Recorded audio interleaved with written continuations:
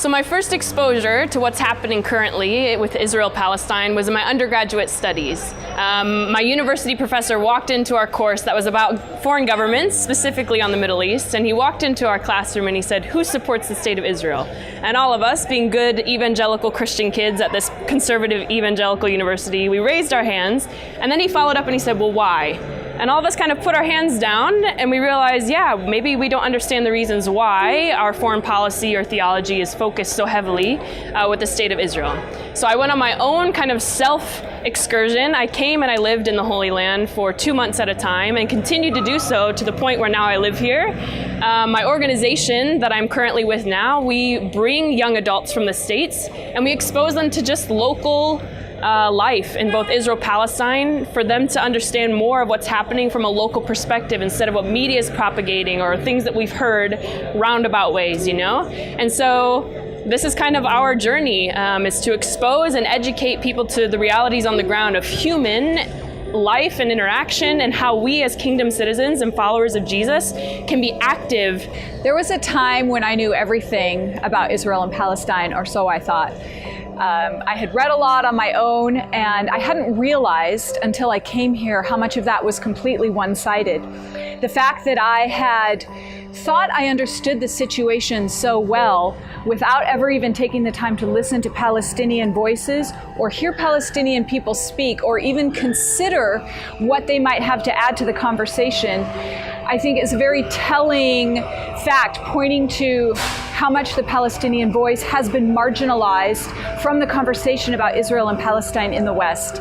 In the Christian West, if we will take the time to listen to Palestinians and Israelis, and if we will take the time to have a sense of love that is without hypocrisy, where what we want for one group, we want for the other group, there's no unjust weight and measure, but our desire for the safety and the security and the prosperity and the blessing of both groups is equal. I think that when the church will come to that point, we might actually be able to play a very healing role here in this land rather than just contributing to one side and adding to the dysfunction.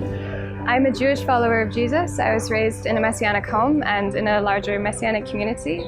And there were two patterns that emerged very early on for me. The first was that I was never Jewish enough for Jews or Christian enough for Christians, and I got very used to having my faith identity undermined or questioned or gaslit by an outside perspective, making me to prove and explain why I existed the way that I did and if I was actually a follower of Jesus. And then the second thing was that I was not told the truth about Israel and Palestine. I was told specific information and I was not supposed to question it. And curiosity was considered, you were like a flight risk if you were curious. It was dangerous to be curious about it.